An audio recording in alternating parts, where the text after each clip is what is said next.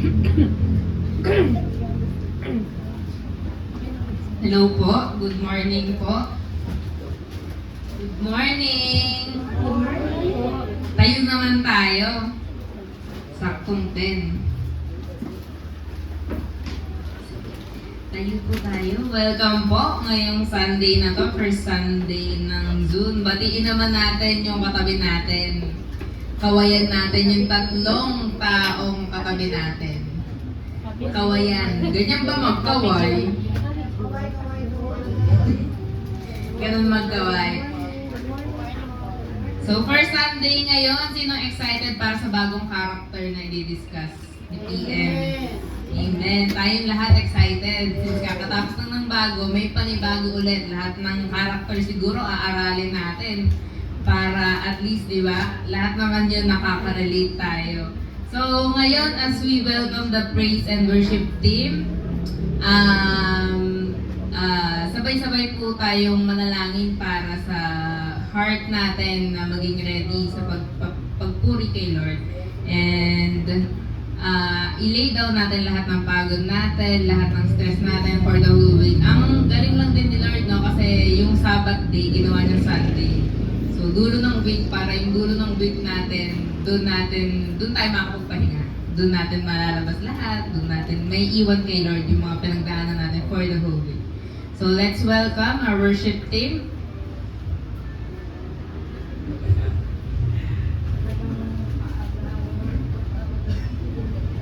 Ayan, so isang mapagpalang umaga po sa bawat isa, and I hope na lahat tayo dito ay makapagpahinga sa presensya ng Panginoon. And as we proceed with this celebration, I just want to tell you guys na tayo po ay nasa Communion Sunday. So, it's really necessary for us to reflect and patuloy natin alalahanin yung ginawa ng ating Panginoong Jesucristo sa cross.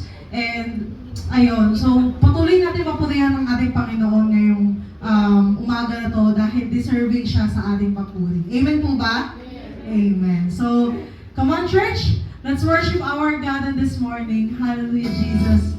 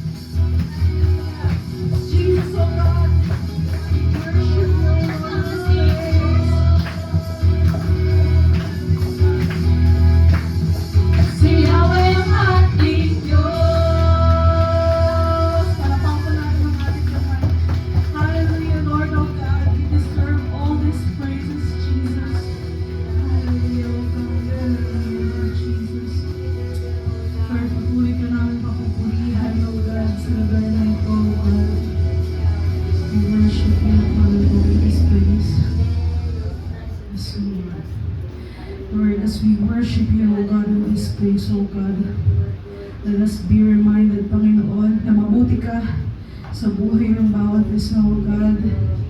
Hallelujah, Jesus, O God. Sa pagdanak ng iyong dugo sa krus, Father God.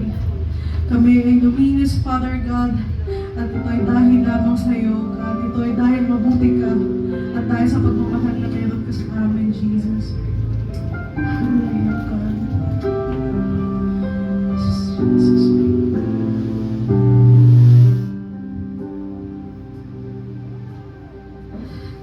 Katapatan mo, O Diyos, tunay at dakila.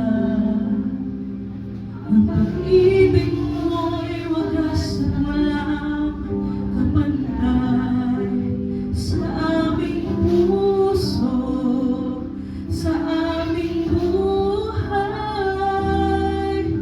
Mapulit pagsambay, iaalay. Bukas nun, ngayon, magpakailanman, luwalhati ka. Muli po, Jesus. Katapatan mo, O Diyos, tunay at dakila. Ang pag-ibig mo'y wagas at walang kapantay sa aming puso, sa aming buhay. Papurit pagsambay, iaalay.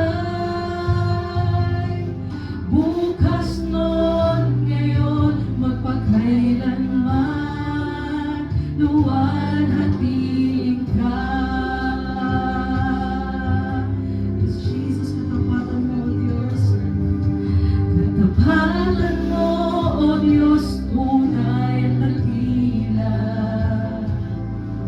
Ang pag-ibig mo'y wagas at walang kapantay sa aming puso, sa aming buhay. Papulit pagsambay, iaalay. Bukas nun, ngayon, magpakailanman, luwalhatiin ka. Yes, Jesus.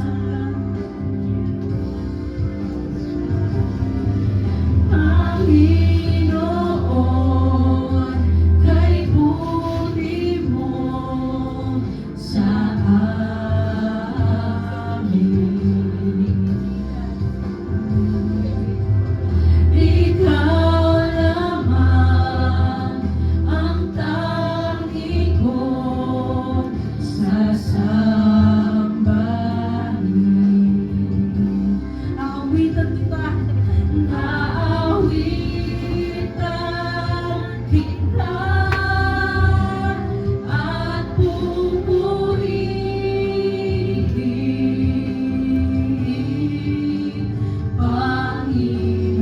Panginoon, kay buti mo sa amin.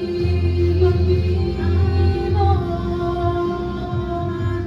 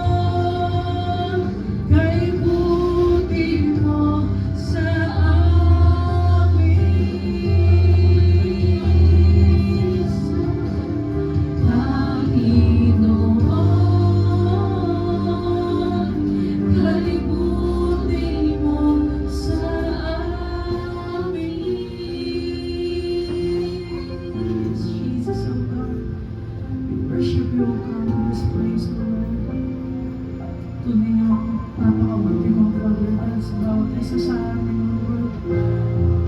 Hallelujah, Jesus, oh God. Lord, we continue, oh God, to worship you, oh God, in this place. And as we worship you, Father God, pakinggan mo, Panginoon, ang tinig ng bawat anak mo, Panginoon, na nandito. Lord, lahat ng mga problema, Father God, hinain ng mga anak mo, Jesus. We continue, O God, to lift it all up to you, Jesus. Hallelujah, Lord, O God. We continue, O God, to worship you, O God.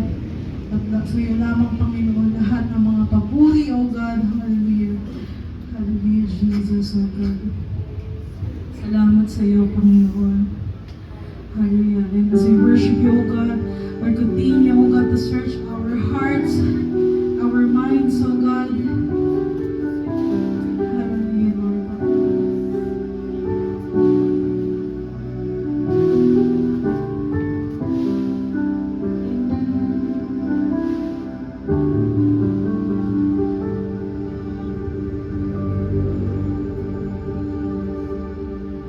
Puso ko'y iyong sinisiyasan.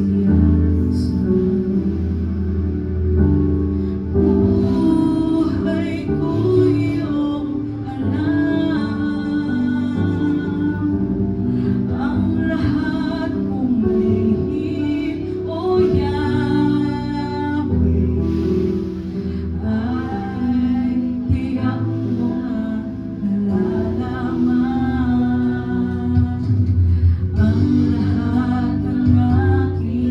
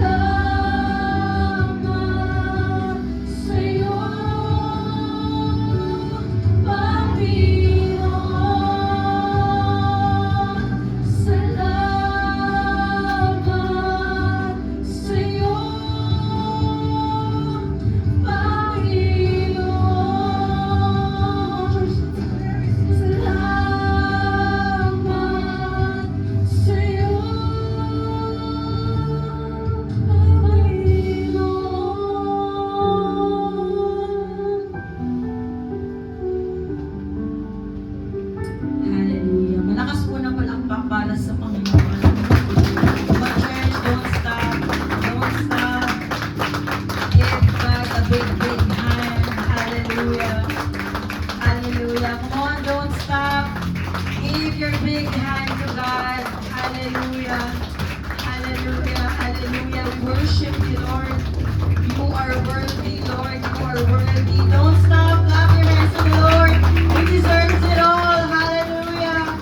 Hallelujah. Thank you, Jesus. Thank you, Jesus. Thank you, Jesus. You are good, God. Salamat po, Panginoon. Tunay kang salamat dahil kilala mo ang bawat isa sa amin. Totoong nagpapasalamat kami dahil walang maitatago sa'yo. Walang lingid sa kaalaman mo sa bawat tibok ng puso ng anak mo. Salamat dahil tapat kang Diyos. Salamat dahil tinutuwid mo kami. Salamat dahil patuloy mo kaming minamahal, Panginoon. Salamat po. Lord, we just praise your name. We just worship you today, Lord God. Salamat po. For all the times na tinawid mo kami sa buhay, salamat po. For all the troubles, Lord, that you gave us an answered prayer, salamat po. Thank you, Lord, for all the worries that we had na inalis mo. Salamat po. Salamat, Panginoon, sa kagalingan na nararanasan ng mga anak mo. Salamat, Panginoon, sa pagpapalang nararanasan namin ngayon dahil mabuti ka.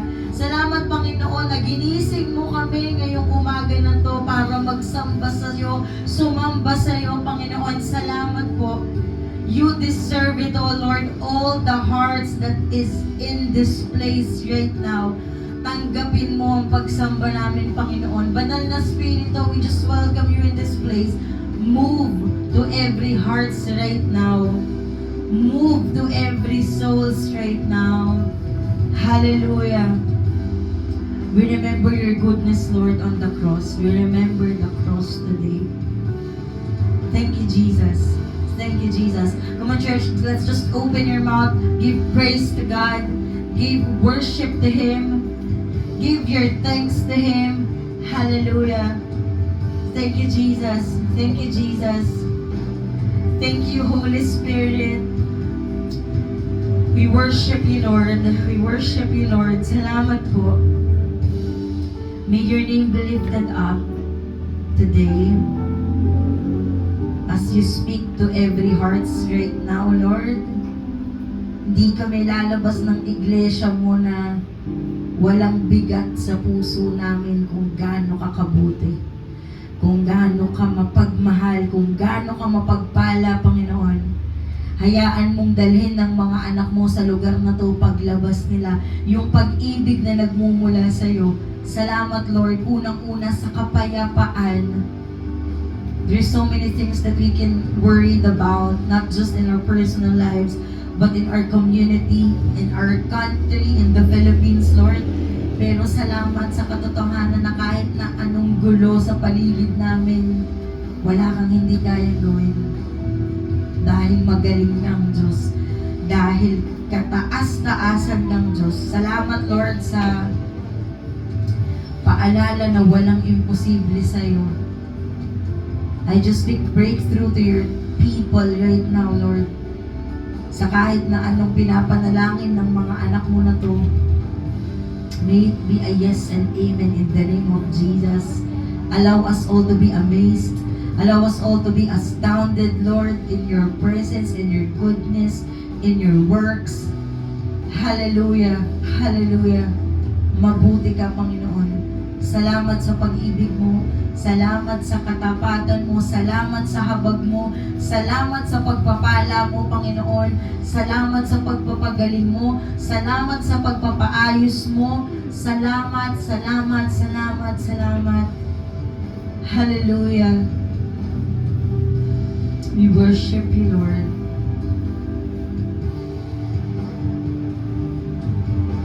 As we seek your word this morning, Lord, mangusap ka sa bawat isa. Gamitin mo po ang iyong God, Lord, as we listen to your word. May it be an evidence that you are good, that you are love, that you are enough. In the name of Jesus. This is our prayer with thanksgiving. And all God's people say amen. Amen. Palakpakan po natin ang Panginoon. Hallelujah, hallelujah. Malakas na palakpak sa Panginoon. Hallelujah. Thank you, Jesus. Bago po kayo umupo, pakibati po ang mga katabi nyo. Talagang punong-puno na naman ang ating church today. Batiin niyo po ang katabi niya. Sige, huwag kayong mag-iya. Batiin. Yung sinabi kong batiin niyo ang katabi niyo yung mga tao. Pakisabi, magandang umaga. Makakaupo na po ang bawat isa. God is good. Praise God, praise God. God is good. Talaga namang madami pong ginagawa ang Panginoon sa buhay ng bawat isa sa atin. And as we start the message of the Lord, I just speak blessing to all of you and you receive it. Yes? Amen? I speak blessing to everyone. Amen? Amen. This month is very special po, aside po sa tayo ay magugunita ng Father's Day for in a few weeks. Sa mga tatay po dito, Happy Father's Day in advance. Okay, so aside po sa ating pag-celebrate ng Father's Day in a few weeks, ito po ay napaka-special din na Sunday for we are about to enter into another Bible character na pagbubulay-bulayan po natin sa buwan na ito. And her name is Esther. Ayan. Sino pong nakarinig na ng pangalang Esther? Magsabi ng Amen. Madami nang nakarinig. Very nice. Okay. So, before we start, I'd like to give you the background. Who is Esther? Okay. Sino ba si Esther sa Bible? So, si Esther po, she was a young Jewish woman who became Queen of Persia. So, siya po ay naging isang queen. Ang Hebrew name po niya ay Hadassah. So, she was raised by her cousin named Mordecai nung pong ang parents niya ay namatay. So, basically parang ang nag-aalaga kay Esther ay yung pinsan niya. So, she lived during a time when many Jewish people were living in Persian Empire. So, bigyan ko po kayo ng background for the next couple of Sundays. But after Queen Vashti was removed, syempre bago si Queen Esther, may nauna sa kanya. Pero bago po maalis si Queen Vashti, Esther was chosen by King Ahasuerus to become the new queen. So, syempre, sa larangan po ng Biblia, bago ka mapili na isang queen, talagang ikaw ay may mga katangian na karapat-dapat, pero hindi sa ranggo ng utak natin kung paano mapipili ang isang queen.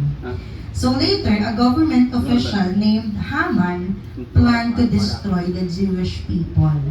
So meron siyang ninais na hindi maganda para sa mga tao na to. Although Esther risked her own life, syempre parang nagpakabayani talaga siya, she bravely approached the king and revealed Haman's plan.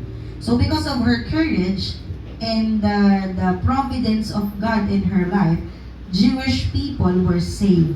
So karamihan po ng mga Jewish sa panahon ng kwento nila ay naligtas dahil po sa katapangan ni Queen Esther. So ang kwento po ni Esther na pagbubulay-bulayan natin for the whole month of June was about courage, faith, and wisdom. Being willing to stand for other people. So she is remembered as a woman whom God used for as time as this. So naranasan niyo na po ba yung mga, kumbaga may mga tao sa buhay mo na panghihinaan ng loob pero lumakas dahil sa iyo. Okay? Or naging encouraged ka sa kanila. So, bigyan naman po natin ng background. Sino naman si Haman? Bakit naman gusto niyang ganungin ng mga Jewish people? So, Haman was a high-ranking official of the Persian Empire under a king. No? So, yung isang king doon, pinromote siya into a great position of authority and people were expected to bow down to him as a sign of respect. Pero merong isang hindi sumamba sa kanya at doon nagsimula ang galit niya kung bakit gusto niyang i-destroy ang mga Jewish people. The conflict began when Mordecai, Esther's cousin, refused to bow down to Haman. Ayaw ni Mordecai na sumamba sa kanya dahil maliwanag sa kanya kung sino lang ang dapat sambahin. At yun ay ang totoong Diyos. Now, galit na galit si Haman, syempre, kasi kilala siya as the king of most of the people, considering also the Jewish people. So, bakit itong tao na to ayaw akong sambahin? So, ang naging isip niya, dahil ganyan si Mordecai, buong Jewish people, paparusahan ko. Buong angkan nila, gagantihan ko. So, he saw Mordecai's refusal as a personal insult and allowed his pride, anger, and hatred to grow into a plan of pagpatay sa mga tao na to. Ganun siya kagalit. Kasi nga, hindi ako nirespeto ng tao na to, ako na to. Okay? So, ang nangyari, ito po ay Haman then convinced the king to issue a decree that would allow Jewish to be killed on this specific day. So talagang meron siyang hinandang mga tao na kinausap niya para patayin ang mga Jewish people. However, through Esther's courage and God's providence, Haman's plot was exposed and stopped. So Haman's story shows how unchecked pride, offense, and hatred can lead to a destructive actions. Yung mga akala mong simpleng galit lang, nakamamatay pala yun. Sabihin mo sa katabi mo, huwag ka nang magalit. Sabihin nyo, huwag ka nang magalit. Okay? Huwag ka nang magalit. Ang galit po ay mayroong pagdadala ng malupit na hindi natin inaasahan. Ngayon, what Esther did exactly to stop Haman with his selfish desire? Anong ginawa ni Esther? Esther did not stop Haman through the force or political power. She used wisdom, courage, and careful timing. Ito po yung makikita natin na pag po tayo merong isang ginawang bagay or gagawing bagay, napakahalaga ng planning, napakahalaga ng paghahanda. Lalo na kung alam mong gagawin mo is napakahalaga. Speaking of planning, ipanalangin niyo po ang Hands of Hope. Simula po bukas hanggang August 1, kami po ay naka-fasting para po sa vision ng church for 2027. So, it's been like 7 months to go. Pero ngayon pa lang po talaga we are seeking God as one in order for us to receive what God is leading Hope Church for the year 2027. So, kagaya po ni Esther, naghanda po siya sa kanyang gagawin. So, anong ginawa niya? Una, she listened to Mordecai's warning. So, alam niyo nung binabasa ko po itong story ni Esther tsaka ni Mordecai bilang magpinsan po sila. Natutuwa ako at natatawa kasi ang nasa isip ko po ang pinsan ko na si Wizzy tsaka ako. Kaya lang hindi ko maisip sino si Esther. Nung araw palagi ko siya si Esther. Pero hindi ko rin alam kung bago ako ngayon maging Esther. Pero kasi madami silang conversation magpinsan. Patungkol dun sa huwag mong gawin yan, delikado yan. Parang gano'n. So si Mordecai, wina-warn niya si Esther na delikado yung gagawin mo. Hindi mo kilala kung anong kaya niyang gawin. Huwag mo nang gawin yung iniisip mo. Nung una yun, kasi nga natatakot siya na inalagaan kita after mamatay ng magulang mo, tapos hahayaan mo lang ganyan. So at first, Esther hesitated because approaching the king without an invitation could result a death. So ganun kadelikado. But hearing Mordecai's challenge, kaya mo ba? O sige, panalangin natin, no? She called for fasting. Nung time po nakaharapin na ni Esther ang hari para kausapin, nagtawag siya, hindi lang si Mordecai, pati ang mga Jewish people, para mag-prayer and fasting for 3 days, no? This shows her dependence on God before facing a difficult situation. She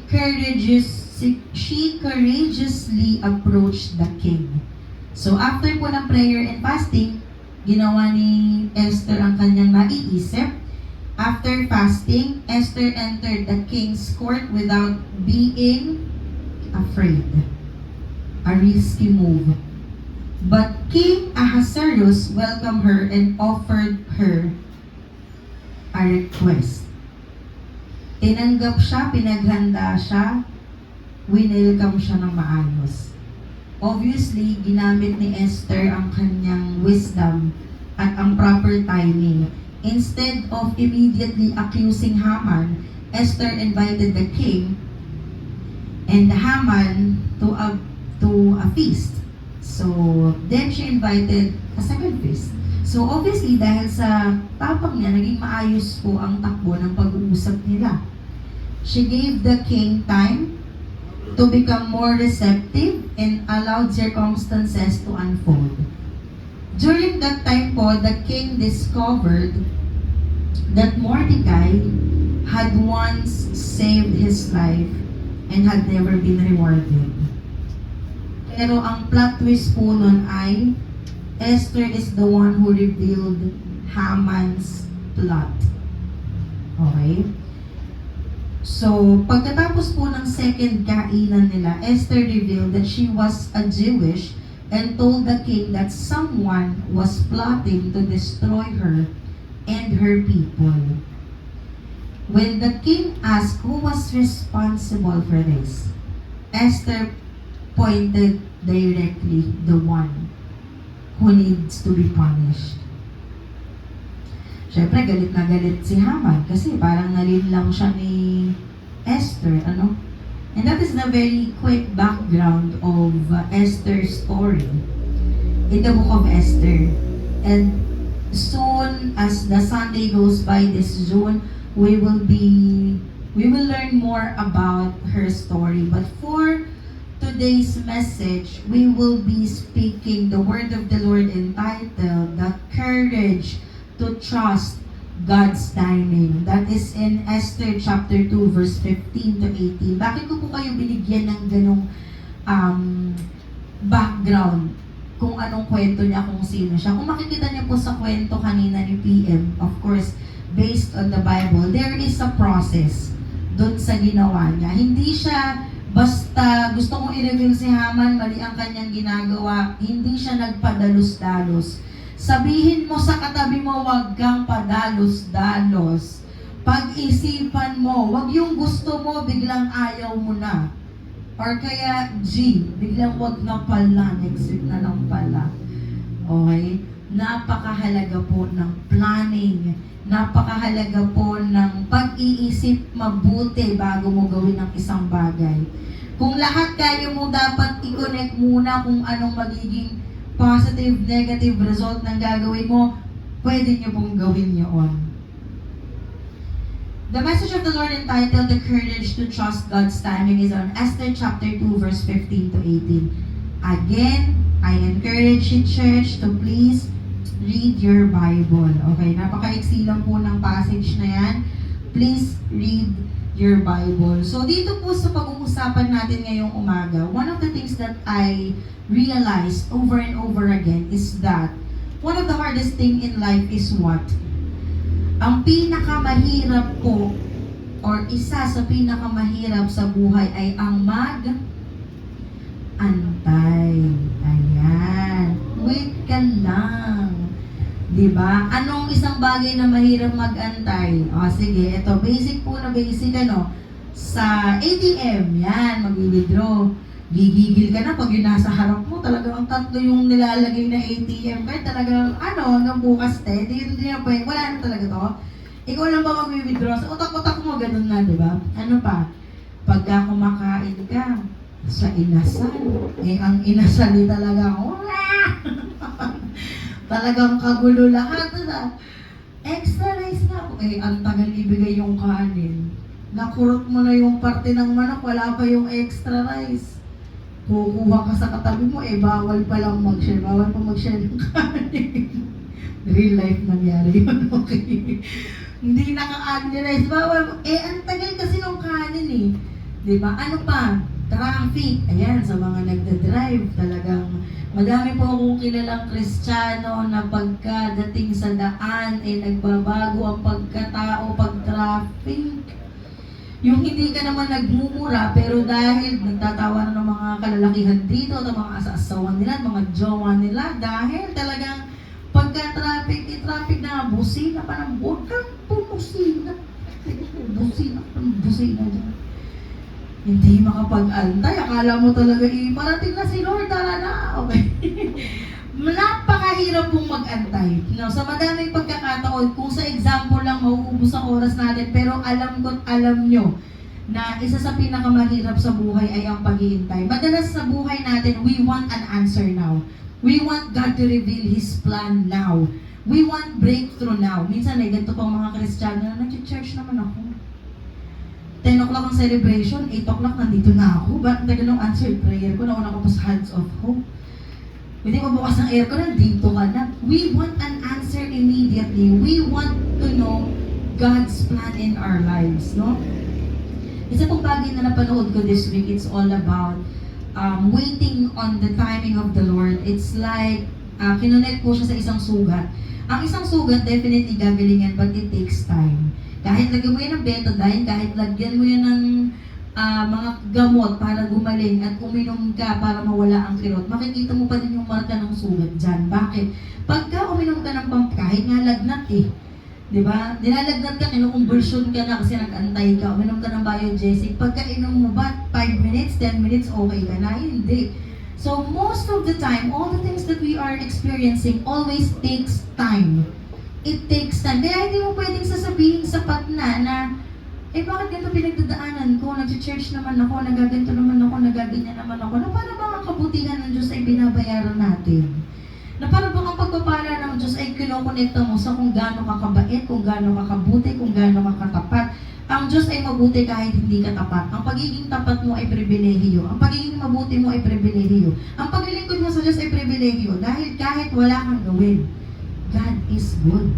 Kahit wala kang gawin, His heartbeat is always to bless you. His heartbeat is always to protect you. His heartbeat is always to give you the breakthrough. Nasa kalooban po ng Panginoon yan. Bakit ganun, PM? Bakit wala pa? Because everything that is beautiful always takes time. Maganda ang kwentong mangyayari pag matuto kang mag-antay. Sabihin mo sa katabi mo, mag-antay ka. Mag-antay ka. Okay? Mag-antay ka. God often works in season of preparation before He reveals His purpose.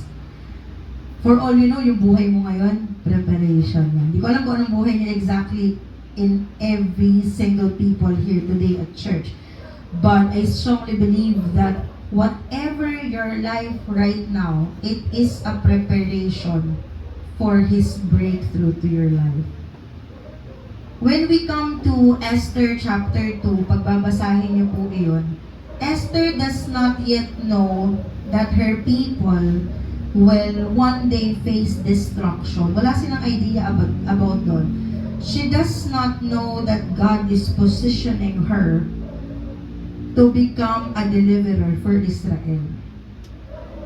Ang alam lang po niya is that she is walking through a process she does not fully understand. Kaya mapalad po kayo kung merong mga bagay sa buhay nyo hindi nyo naiintindihan bakit nangyayari. The good news is that you don't need to understand. What you need to do is to trust the one who created all things. Hindi po sa lahat ng pagkakataon, lahat ng bakit ay may sagot. Hindi rin sa lahat ng pagkakataon, lahat ng paano ay may sagot. It's always about claiming that God is at work, whether you see it or not. He is at work. Behind every event, God is working. Kung matagal nyo na pong narinig or hindi naririnig that God is at work, let me remind you today, church, God is at work. The name of God is never mentioned in the book of Esther, but His fingerprints are everywhere. Pagka po babasahin niyo yung book of Esther, hindi binanggit doon ang pangalan ng Diyos kahit isang beses. Pero sa bawat kibot na mayroong ginagawa si Esther, nandun yung pananampalataya niya, nandun yung courage niya, nandun yung faith niya. Every fingerprint of God was there. And today we will learn that the courage is not only standing before danger. Courage is trusting God's timing before the danger ever comes. Yung tipong pag may pinagdadaanan ka, alam ko na to. O, ano na naman to, Lord? Ano na naman gagawin natin dito? Okay? Malungkot ka, may pinagdadaanan ka. It's God's way for Him to reveal Himself to you. Sa tuwing may mga bagay kang hindi naiintindihan, take heart, take courage. It is I, so don't be afraid. May ginagawa ang Diyos. Never siyang natulog. Sa kanta lang yun. Natutulog ba? Kayo ba gising pa po? Amen. Amen. The weather is giving. Talaga naman, no? Hindi po natutulog ang Diyos. Hindi po lingid sa Kanya ang mga pinagdadaanan natin lahat. The courage to trust God's timing. Una po, to trust God's preparation before you see His purpose. Kadalasan po sa buhay natin, halimbawa, ito, meron akong kakilala, pag nagta-travel, di ko na po nabanggit ko na po ito before, pero di ba usually, pagka po nagta-travel, ang parang sulit ang bawat pupuntahan, naka-plot ang pupuntahan from day 1 to day 5, sabihin mo na gano'n. Meron po akong kilala, talagang aalamin niya kung saan pupunta kasi kahit yung damit niya, i-excel niya. Talagang kailangan pagplanuhan anong isusuot. Ay, ang pupuntahan ng mga flowery. So, kailangan ko dito mag-floral dress para sasabay ako. Ay, ang pupuntahan ng mga artistic na mga coffee shop. Ay, pwede ako dito mag-black and white. There is a preparation of you before you go to the place that you will go. But in this message of the Lord, we need to trust God's preparation before you see His purpose. Yung pagtitiwala sa Panginoon, hindi conditional na, Lord, pakita mo muna sa akin kung anong pagtitiwalaan ko bago ako magtiwala. Hindi siya ganon. Trust God's preparation before you see His purpose. Esther was being prepared for something she could not yet understand. Yet Esther embraced the process God placed before her. Sa verse 15 po, sinasabi po doon that Esther took only what Haggai advised. So unlike the others who may have relied on outward appearance, Esther demonstrated humility and wisdom. No? She did not try to force her way forward, but she trusted the process. Ganon din po ang gusto kong ipahayag sa inyo ngayong umaga. Trust the process. Magtiwala po tayo sa ginagawa ng Panginoon kasi may ginagawa siya. Trust the process. Many believers become frustrated because they want God's destination without God's preparation. Saan ka naman nakakita, aalis ka, hindi ka naghanda, darating ka ba ng ikaw lang doon? Siyempre, kung may pupuntahan ka, i-check mo lahat. Nandyan ba ID mo? Nandyan ba passport mo? Nandyan ba yung bag mo ng ganito? Nandyan ba yung tsinelas mo? You are preparing yourself. In the same way, in our trust in God, you don't need to prepare everything for you to trust Him. It is a choice every single day. God delivered or God develops character before calling. Bago ka dalhin ng Lord sa kung saan Kanya pinapangakong dalhin, dinidevelop niya ang character mo. Ito yung minsang tinatawag po namin na character development. Ang dami na nangyari sa buhay mo, ganyan ka pa din. Ang dami na nangyari sa mundo natin, nasa ila ka pa rin na nagpaparinig ka sa story mo. Ang dami na nangyari sa buhay natin, pag meron kang hindi feel na tao, i-hide mo pa sa story mo. Diba? Nabubuhay ka gawin ng mga bagay na gusto mo para mang-inggit. Sino inggit sa'yo? Sino ang pinaparinggan mo? God develops character before His calling. In James 1 verse 4, it says there, let perseverance finish its work so that you may be mature and complete, but lacking nothing. Kung meron po kayong pinapanalangin na hindi pa nangyayari, marahil hindi ka pa fit sa blessing na yon. Maaaring yung panalangin mo, hindi pa sapat yung character mong mailagay doon. No? You are not yet mature to be there. Sabi ko nga po sa mga kaibigan ko, pagka nananalangin ako about kung maluluobin ng Diyos, kung mag-aasawa man tayo, Nung bata ako, sabi ko, ang lagi kong sinasabi, Lord, gusto ko ganito, ganyan. Yung puro yung gusto mo. Nung kung tumanda na at nag-mature na sa biyaya ng Panginoon, ang iniisip ko na, kaya ko ba? parang di pa ako mature para doon. So, kaya wala kasi hindi pa ako fit para doon. Or maybe the Lord is calling me to be, celibacy, single blessedness. But what I'm trying to say here, church, is that whenever you are praying for something na wala ka pa, yun po ay dahil hinahanda ka ng Panginoon. God's preparation is never wasted. Pag may ginagawa ang Diyos sa buhay mo, walang tapon yan. Kahit lumuluha ka pa sa gabi with matching background music, the preparation is never wasted. Yung mga worries mo, it's never wasted. Because in the long run, you will see that you need the Lord alone. Hindi mo kailangan may patunayan para makita mo karapat-dapat ka sa pagpapala na yun. Pangalawa, Esther found favor because God was working behind the scene. Esther won the favor for everyone who saw her. Makikita po natin dito that this was more than a beauty because God was quietly opening the door. The Lord was arranging circumstances according to His plan. Amen. Uulitin ko po. The Lord was arranging circumstances according to His plan. Kaya po siguro sinasabi sa 1 Thessalonians 5:18, give thanks in all circumstances, for this is God's will for you in Christ Jesus our Lord. Napakahirap pong magpasalamat sa pinagdadaanan natin. Lalo na kung yung pinagdadaanan natin, talagang mahirap at mabigat. Pero sabi nga po sa salita mismo, pinagdadaanan. Dadaanan mo lang yan. Amen. Dadaanan mo lang yan. And pagdaan mo dyan, there is something in it na babaunin mo sa next level mo. Kasi dyan sa pinagdaanan mo, may natutunan ka, and that is the truth of the Lord was arranging circumstances according to His plan.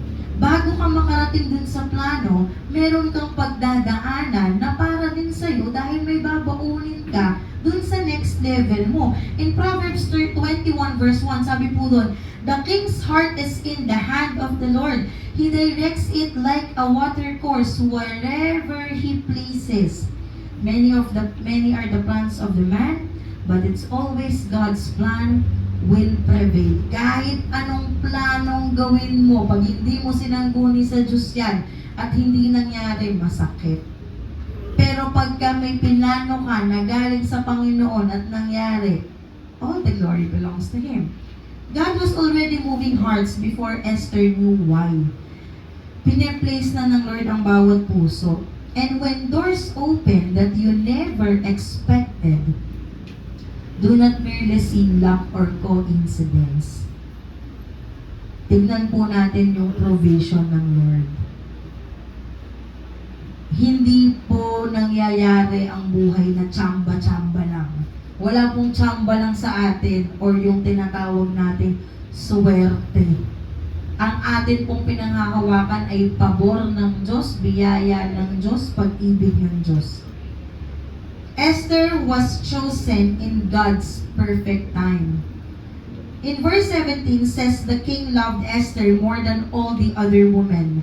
She became the queen to everyone else. It appeared to a beauty contest, it may be, but in heaven, it was a divine appointment. In Ecclesiastes 3 verse 11, sabi po doon, He has made everything beautiful in its time. Madami po sa buhay natin na ma-realize mo na, ang galing, kaya pala nangyari ito kasi. Kung ito nangyari nang hindi ko pinagdaanan yung hindi ko maa-achieve tong bagay na to. You know, church, the reality of life is that God's timing is never random. Hindi siya aksidente, hindi siya yung swerte, hindi siya yung tsamba, hindi siya yung nabiglaan lang. God's timing is never random. And the position you are in today may be the preparation for an assignment tomorrow. Trust God even when you don't understand what He is doing. Magtiwala tayo sa Panginoon kahit hindi na. Ayun kasi yung pagtitiwala eh. Yung parang, halimbawa, di ka marunong mag-swimming, dadalhin ka sa hindi mo abot yung lupa. May mag-aaya sa'yo, halika, halika. Eh, hindi ka magtiwala kasi hindi mo nga abot eh. Gusto mo maabot mo yung floor bago ka magtiwala. Turuan kita mag-flow. Sige, dapat naabot ko yung floor. Very conditional. Sa Panginoon, hindi ganon. Trust God even when you don't understand what He is doing. You will just be amazed. Wow, it works. Wow, something's great doing, amazing things that's happening right now. Trust God's purpose even when it is revealed. We need to trust God's purpose bago pa malaman natin o bago pa natin malaman ang lahat bakit. After pong maging queen ni Esther, the king celebrated with a great feast. So, malupit po na kainan ang nangyari sa kanila. And at this moment, nobody knew why Esther was queen. Walang nakakaintindi na bakit siya? The real purpose had not yet been revealed, but God already knew. Napakamatalinhaga po ng Book of Esther kasi again, when you read it, walang name si God doon. But He was there. God's purposes are bigger than our present circumstances. God's purposes are bigger than our present circumstances. Esther thought she was entering a palace. God knew she was entering a mission field. But in Romans 8 verse 28, sabi po doon, and we know that in all things, God works for the good of those who love Him, who had been called according to His purpose. Often God is doing far more than we can see. What looks ordinary today may be a part of God's extraordinary plan tomorrow. Yung mga akala mong wala lang, or kaya pag ang tahimik ng lahat, akala mo walang para sa'yo, walang nag-aaya sa akin, walang nagmamahal sa akin. Sabado ngayon, lahat nasa labas, ako nandito. God is preparing something into your life. God's timing often becomes clear only in the hindsight. Later in Esther chapter 4 verse 14, Mordecai would say, who knows but that you have come to your royal position for such time as this? The purpose was revealed years after the preparation. Noon pong inaaral ko tong message na to, naalala ko, lagi ko po talagang favorite yung ginawa ng Lord sa akin when it comes to my career. Kasi talagang only the Lord knows how many times I cried for the reason that I finished school with Bachelor of Elementary Education, pero ang una ko pong trabaho ay nagkakanaw ng kape ng mga pastor. And it was really painful for me.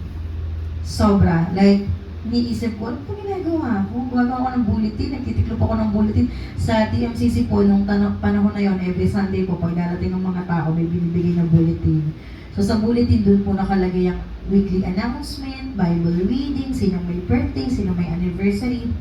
Even yung weekly verse theme nilalagay po doon. Para siyang magazine.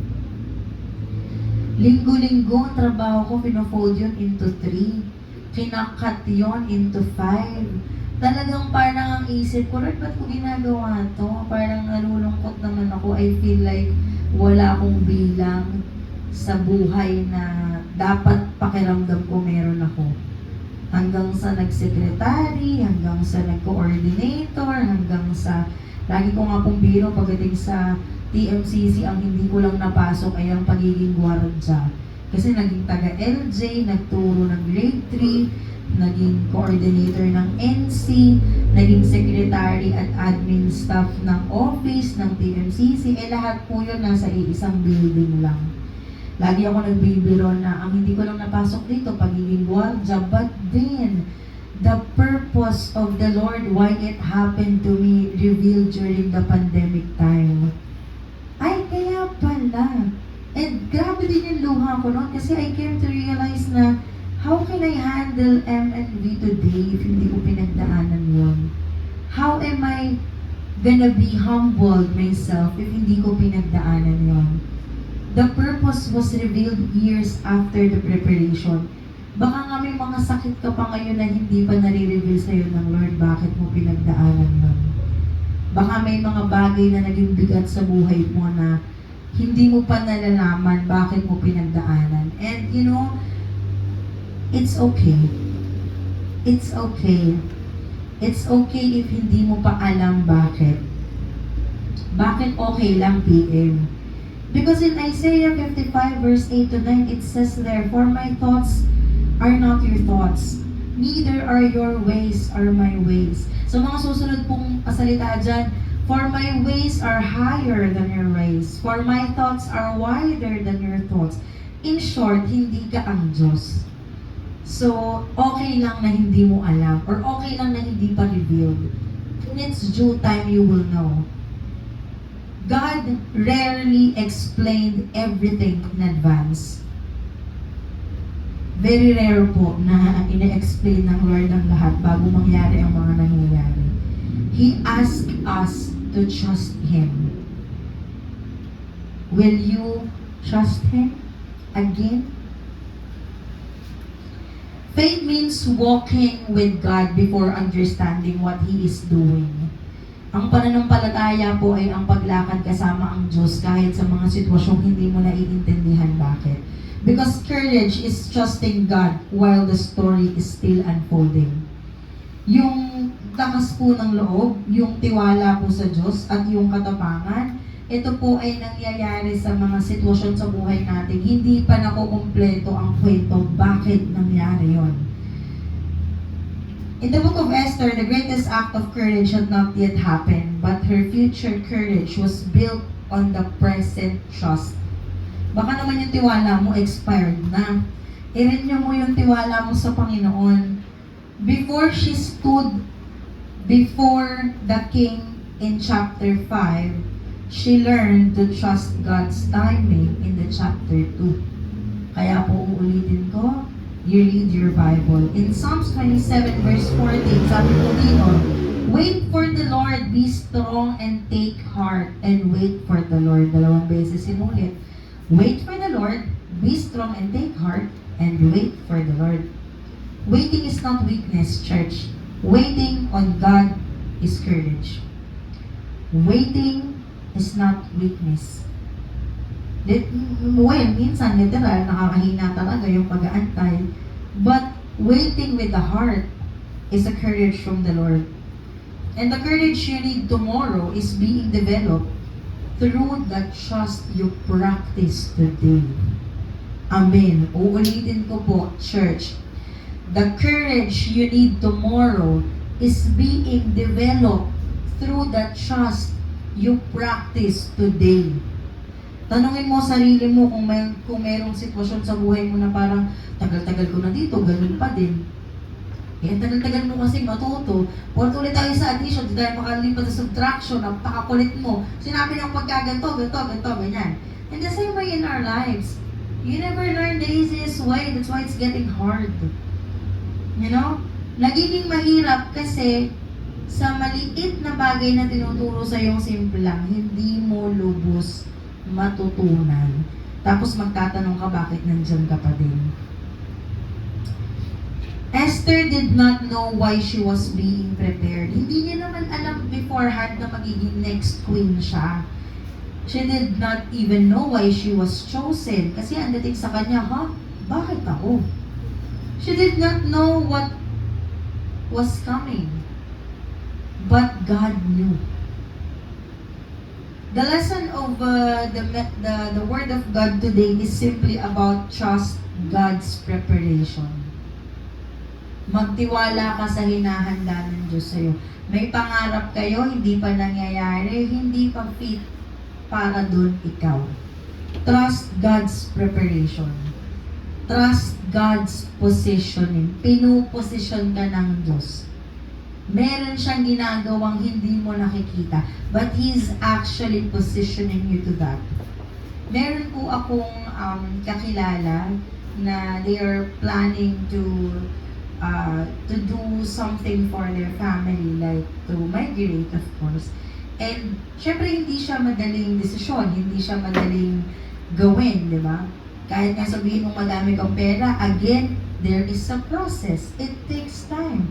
But I strongly believe that in every dreams that we have, God is positioning us today. Kasi yung buhay mo after na nandun ka na, wala namang preview yun eh. Wala namang makikita na tayo tumuloy, ito pala magiging buhay natin doon. Wala siyang ganon. Di ba? Meron din akong kilala parang we are praying for that someone na makapag trabaho sa barko. And it's not yet the time of God that it happened. Why? God is positioning that person. Kasi meron po akong isa sa life group ko, minsan niyang pinangarap magbarko. Tapos po, may kaibigan ako na minsan nakapagbarko. Tapos ang sabi lang ng kaibigan ko na yon, nung nakausap yung life group ko na yun, sabi niya, pag nagbarko ka, siguraduhin mong malakas ang loob mo, especially your faith, napakahirap sa barko, sabi niya gano'n. Sabi nung life group ko na yon, huwag na lang pala, kuya, ate, ako na magbarko, di ba? Ang narinig mo lang, preview nung salita, pero hindi mo alam pag nandun ka na. That's why we can trust God's positioning where we are right now. Because that is the complete message of it all. Para pagdating doon, walang sisihan. Pinosisyon ka ng Diyos. Hinanda ka ng Diyos dyan. Diba? So, makakaya mo yan. Pangatlo, trust God's timing. Pwede kasi pinrepare na ako ni Lord PM, pinosisyon na ako, ramdam ko, hindi pa timing.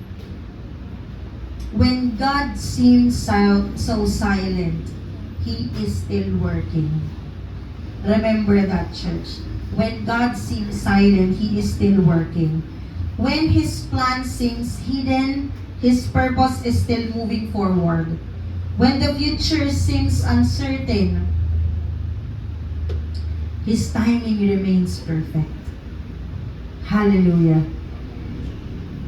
The courage to trust God's timing is believing that God is already in tomorrow while you are still living today.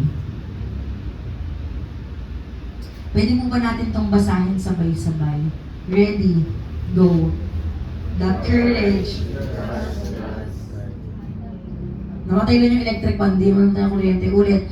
The courage to trust God's timing.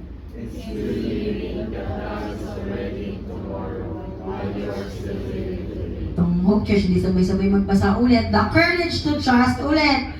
The courage to trust God's timing is believing that God is already tomorrow while you are still living today.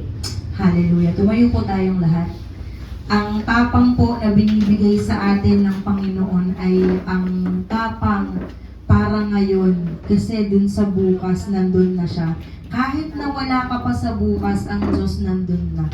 That is the thing that makes Him God. No? Yung wala ka pa, nandun na siya. Kung kailan magkakabagyo, alam ng Diyos yun. Kailan nga tayo mamamatay, alam ng Diyos yun eh. Trusting for tomorrow is not trusting tomorrow. Trusting tomorrow is about trusting today. Ngayon po, church, we are remembering the communion, and as we come to the Lord's table today, we are reminded that God's timing is always perfect. For centuries, Israel waited for the Messiah. Many wondered if God's promises would never come true. But in Galatians 4, verse 4, it says there, when the fullness of time had come, God sent forth His Son. Jesus came at exactly the right time. And the cross was not an accident. Calvary was God's perfect plan. Kung papaanong si Esther ay binusisyon ng Panginoon to save the Jewish people, Jesus came into this world to save you, to save me, to save us sinner. And the bread reminds us of His body given for us. And the cup reminds us of His blood that is shed for us. You know, church, every time we take the communion, it is the time that we remember that God can be trusted because His timing is perfect. Kadalasan po, marahil pag nagko-communion tayo, it is really about remembering what God did on the cross. But aside from that, we can rest assured that God's timing is always perfect. As we take this bread and cup that is reminded of the blood of the Lord, today, some may be waiting for an answer. Yung iba marahil nag-aantay ng kagalingan. Yung iba marahil nag-aantay ng restoration. O yung iba naman sa inyo marahil nag-aantay ng direction. Saan ba talaga ako? Ano bang gagawin ko? Or breakthrough. As you receive the bread and the cup today, remember, church, that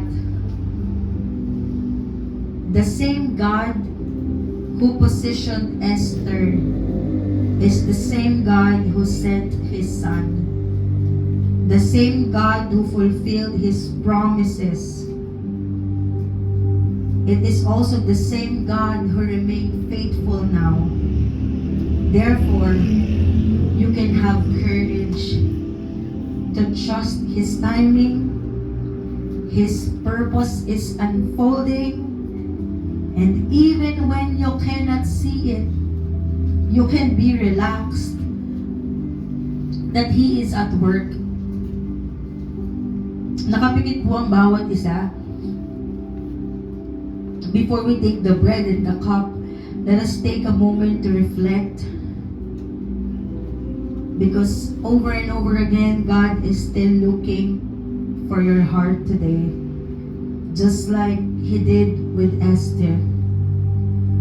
Communion is a time for humility, for repentance, for surrendering.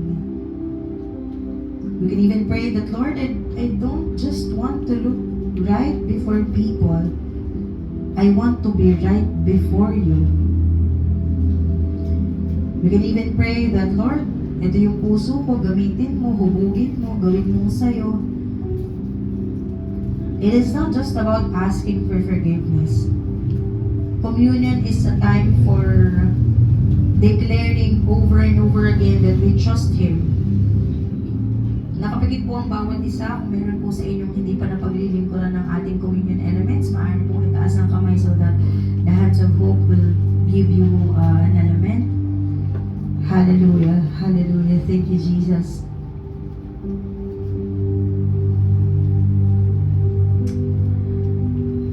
As we hold the bread and the cup, we are remembering Jesus, the one who gave His life, not for perfect people, but for surrendered hearts. You know, church, what we do every first month or every first Sunday of the month is not just a ritual. It is a heart response. For it says in 1 Corinthians 11 verse 24, "This is my body broken for you. Do this in remembrance of me." This is all about healing, restoration, and sacrifice. Sabay-sabay po natin kainin ang simbolo, ang katawan ng Diyos.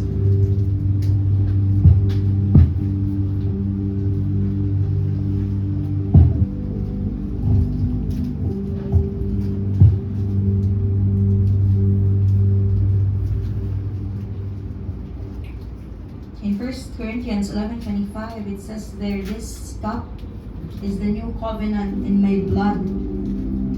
Do this in remembrance of me." This is all about forgiveness, new life, resurrection power. Sabay-sabay po natin inumin ang simbolo ng dugo ng Panginoon.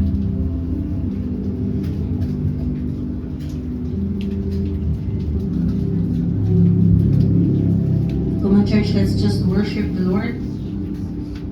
Let's just worship Him. Let's just give thanks to Him. Nakataas po ang kamay ng bawat isa. Just praise the Lord that we are very privileged to receive this cup of bread and the symbol of blood by His name. Hallelujah. Thank you, Jesus. Thank you, Jesus. Take this time to really reflect. Take this time to thank God. Take this time to embrace your situation right now. Even when you don't understand, I tell you, God is working for your good. He's about to do something that's amazing. Angkinin mo yung kabutihan ng Diyos sa buhay mo. Let's just worship the Lord. Kapantay sa aming puso, sa aming buhay, papuri pagsambay, iaalay. Bukas noon, ngayon, magpakailanman, luwalhati ka.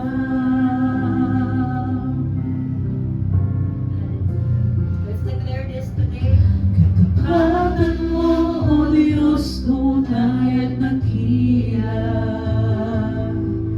Ang pag-ibig mo'y wagas at walang kapantay. Sa aming puso, sa aming buhay, papuri pagsambay, iaalay. Bukas noon, ngayon, magpakailanman,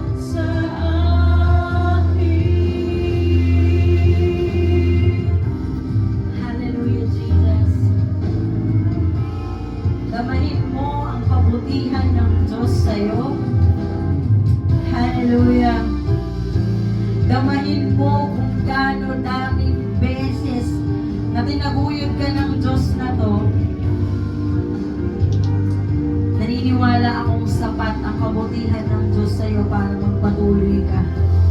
Naniniwala akong sapat ang pangalan niya para magpursige ka. Naniniwala akong sapat mismo ang pag-ibig ng Diyos para sa kalakasang kailangan mo, para sa tapang na kailangan mo. Panginoon, salamat po. I just speak blessing to these people, Lord. Ang bawat anak mo na nagre-represent ng bawat tahanan ngayong umaga na to, you reveal yourself more to us, Lord. Pangusap ka po sa amin. Give us a new heart, Lord.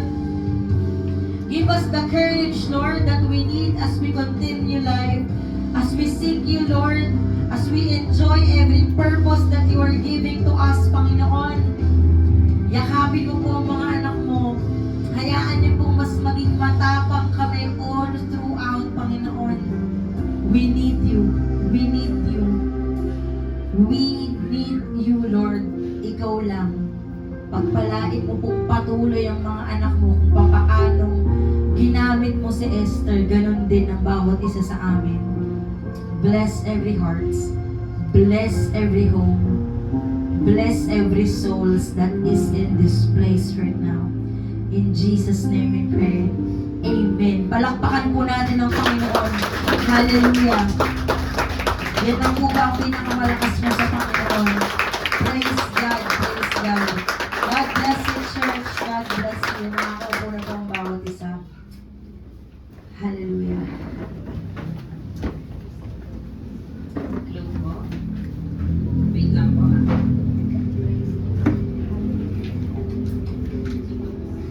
Okay. Ako po, share ko lang po yung testimony ko din sa buhay siguro ni Esther din. Naniniwala ako na ang courage ko ay kaakibat nun ay tiwala. So, ang lakas ng loob ay pagtitiwala sa Diyos. Totoo po? Amen? Amen. Amen. So, ang work ko po dati, siguro tumagal ako ng 3 years. Pero mga 2 taon lang akong pinagtatrabaho ni Lord doon. Mga 1 taon akong dinil ni Lord na umalis ka na dyan, ganyan. Pero ako, syempre, matigas ako, ayoko kasi komportable eh. Comfort ko yun din ah. Maluwag yung schedule ko, nagagawa ko yung gusto ko, tapos magaan lang yung trabaho. So sa akin, comforting talaga yung trabaho yun kasi hindi siya trabaho for me. So, as time goes by, tumatagal ako doon, nagiging bigat na siya sa akin. Tapos, hanggang sa naging sensitive ako or nagkakas ako ng loob to let go doon sa work na yon. So parang sabi ko, Lord, bakit mo naman ako tinanggal dito, ganyan-ganyan, wala pa akong backup mo. So, medyo nag-iisip-isip na ako na parang, ano kayang gagawin ko after neto, ganyan-ganyan. Not until nagbukas nga yung clinic ng sister ko, ganyan. Doon ako pumasok. So, ibang-iba siya sa trabaho ko before. At all, wala talagang kung anong ginagawa ko before sa trabaho ko ngayon. So sabi ko, Lord, gusto kong ibalik kung ano yung character ko dati, kung ano yung tinatrabaho ko dati, ganyan. Binigyan ako ng blessing ulit ni Lord na ganong field ulit ng work. So, ang point ko dito, yung nangyari sa atin before, parte talaga siya ng future natin. Preparation siya ng kung saan tayo dadalhin ni Lord. So, kung ngayon nahihirapan tayo, parte yan ng future nyo at hindi kayo habang buhay maghihirap. So, ayun yung pinakamagandang pangako ni Lord sa atin na hindi tayo habang buhay maghihirap. So, di ba? Laban lang, lakas ng loob. Kung ano sabi ni Lord, sundin natin para nasa track tayo, di ba? Amen? So, thank you PM sa message mo, sa message ni Lord. So, syempre hindi naman po natin gugustuhin na tayo lang nakakarinig po ng message. Ano po? Eh, parang gusto nyo kayo lang, talaga naman. So, we encourage po everyone to invite people or friends, family po na kilala nyo or gusto nyong makakilala pa kay Lord. Every Sunday po, ang celebration natin, 10 a.m. to 11:30 a.m. So, kami po, nag-start po talaga kami ng 10 a.m. So, minsan pag kami lang, sige na nga, 5 minutes, sige na nga, 10 minutes para mahintay kayo. Pero madalas po, nag-start tayo ng 10 a.m. So, kung may mga bata naman po kayong kilala, mga pamangkin, o kahit kapit-bahay na hindi nyo kilala, dalhin nyo na dito para kapag mag-join po sa Hope Builders. May teacher po tayo dun, si Teacher Maggie at si Teacher Diane na nag-a-assist or nagtuturo sa mga bata. And for love offerings and tithes, if you are desiring to bless the house of the Lord, you are very much welcome po. Meron po tayong box sa likod. Meron din po tayong QR code for online offerings and tithes.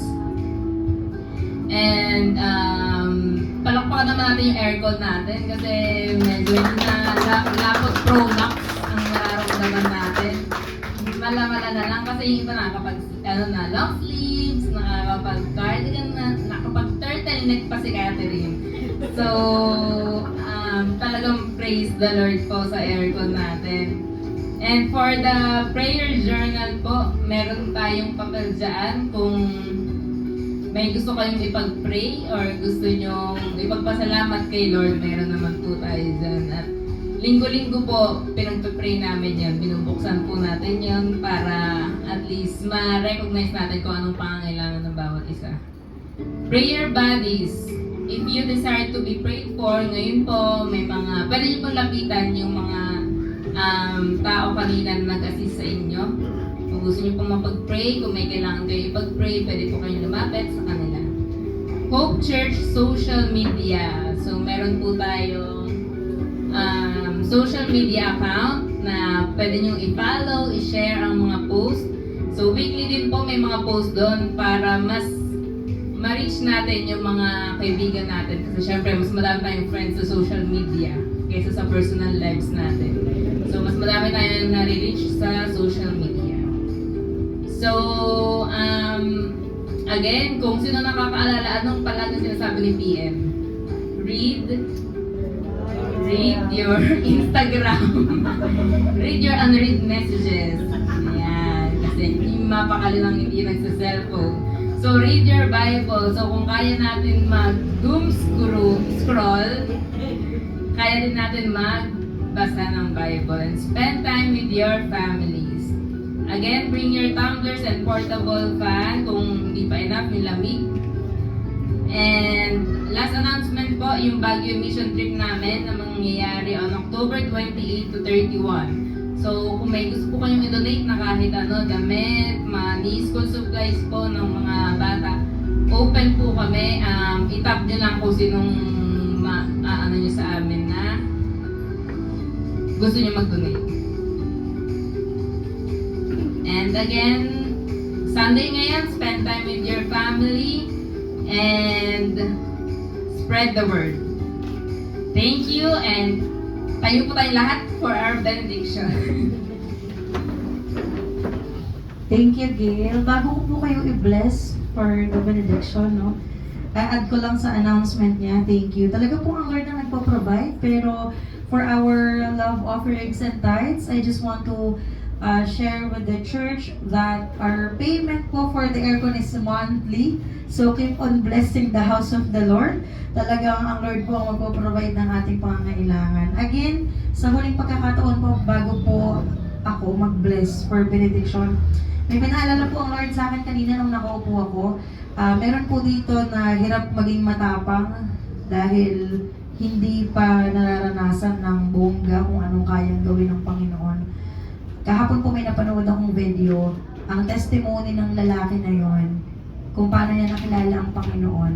Kasi nakakatawa, ang encouragement niya sa tao, kung gusto niyang makilala si Lord talaga, itakwil niyo. Nakakatawa. Parang ako, ha? Pero ang testimony niya, dumating sa point na umuwi siya ng 2:00 ng daling araw. Tumingin siya sa langit, ang sabi daw niya, I am the God of my God. I am the God of my life. Ako lang, hindi ako naniniwala sa'yo. Pagdating ng umaga, ginising siya ng mga helper. Pag-gising niya, hanggang tuhod yung bahay nila, bumabaha. Hindi daw pinapasok ng tubig yun. Tapos lahat daw ng great possession niya, which is his artwork, lahat ng mga paints niya, lahat dubog sa baha. Doon daw niya na-encounter na may Diyos talaga. And if anyone here this morning is actually having a hard time to be courageous before the Lord, magalak po kami may papanalangin kayo. Ako po, ang inyong lingkod, pwede niyo po akong kausapin. Pero natawa ako dun sa challenge niya na Kung hindi mo totoo kilala ang Lord at gusto mong magpakilala siya sa'yo, itakwil mo. Makikita mo paano siya kumilos. But naniniwala ako ang Hope Church ay kilala ang Panginoon at ini-strengthen natin ang pagkakakilala natin sa Kanya. You may now raise your hand as you receive the blessing of the Lord this morning. The Lord bless you and keep you. Make His face shine upon you and be gracious to you. The Lord bless your heart. The Lord bless you with amazing courage. The Lord bless you with a clear understanding of your calling. And the Lord bless you with your purpose and help you to be faithful on it. In the name of the Father, the Son, and of the Holy Spirit, and all God's people say, Amen. Amen. Palakpakan po natin ang Panginoon. God bless you, church. See you again next week to our Sunday celebration. God bless you. Ingat po kayo.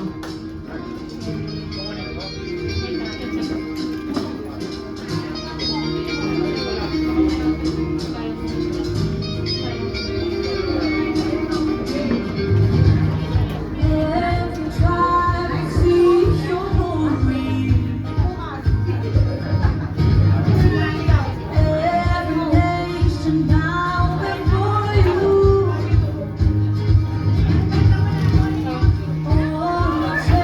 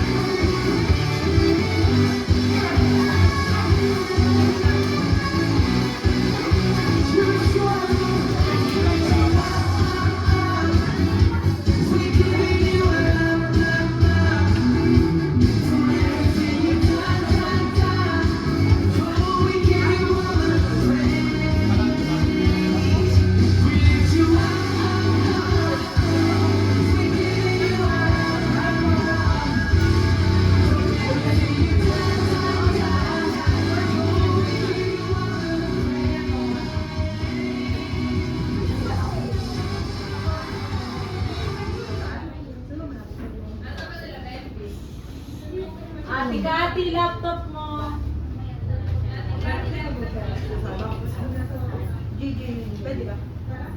Wala.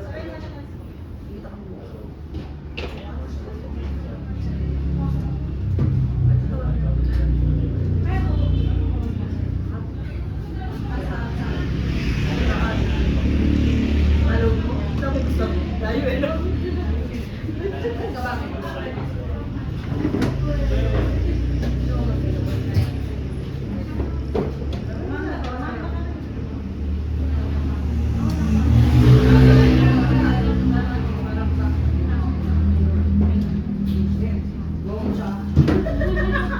Ano naman siya sa go? Care of the...